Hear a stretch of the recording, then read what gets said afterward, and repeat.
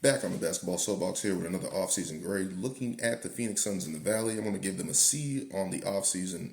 Let's start with Devin Booker's contract. That extended him 2 years, $145 million contract. That takes him out to the year 2030. Looking at that from both sides of things for the Phoenix Suns, it gives them flexibility to bring people in. At least if guys are coming in and knowing Devin Booker's at least under contract as the franchise guy, you can bring them in and help your team going forward with that. Also, if they're going to look to trade Devin Booker, teams are going to be a little bit more interested with the guy underneath his contract. I believe he's going to be 30 at the end of this contract. They at least there's security there. You know his number if you're bringing him in at 70 million roughly. You know what you're getting in a trade for Devin Booker. Also helps the Suns get assets. Mostly you're going to get first round picks, young players, et cetera, going down the line. So that gives them a little bit more flexibility. Traded Kevin Durant for Jalen Green and Dillon Brooks. Now, the 2.5-year experiment with Kevin Durant was a failure, didn't work. Injuries, coaching, fit, roster construction, however you want to make it. Matt Ishbia did not help with trading for Bradley Beal, which I'll get into in a minute. But I'm a little bit more optimistic on the Jalen Green bringing him in. I know people are sitting there saying we just saw him in Houston struggle on the offensive end in the playoffs, et cetera, but it's like he's a young kid learning. He's going to get better, and especially with Devin Booker, I think that's a nice backcourt that you can have, a scoring backcourt. There's upside there. Both are tall. Both can handle the ball.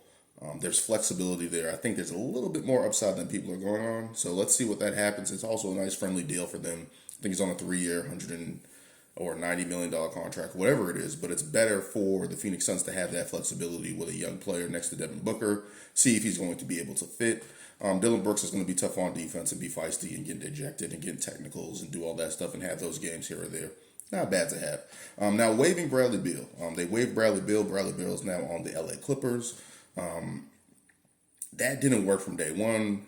Just fit roster-wise. His willing to be traded, that was a headache for the Phoenix Suns as well.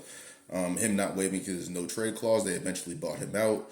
That at least took them underneath the aprons, right? So that buyout of, I believe they're paying him $20 million over each year over the next 5 years or so.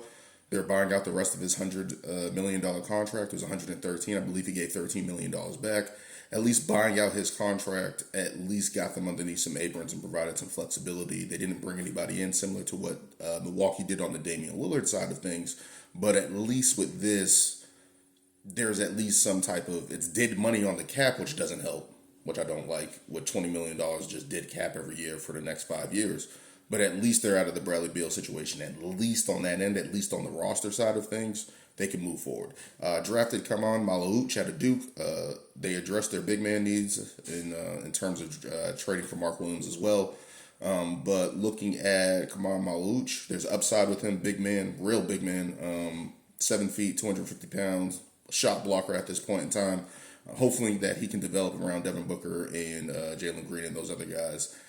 To pay dividends on the long end in terms of just being big, being a shot blocker, being able to rebound. So that's something that they addressed in the offseason in the draft.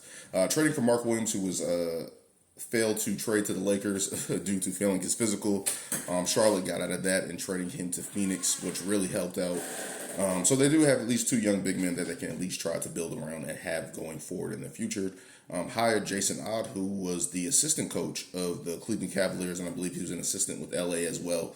Got rave reviews for what he did in Cleveland, so we'll see how he's able to come in and with new fresh eyes, getting this opportunity, willing to work with this team and see what he does going forward with this team. So offseason grade for the Phoenix Suns is going to be a C. I like what they did in terms of trying to figure out life after Kevin Durant and Bradley Beal, but we'll see how long that lasts and see how long Devin Booker wants to stay in the Valley and see if Jalen Green and these other young guys can contribute and help this team moving forward and build towards something rather than being in mediocrity and confusion.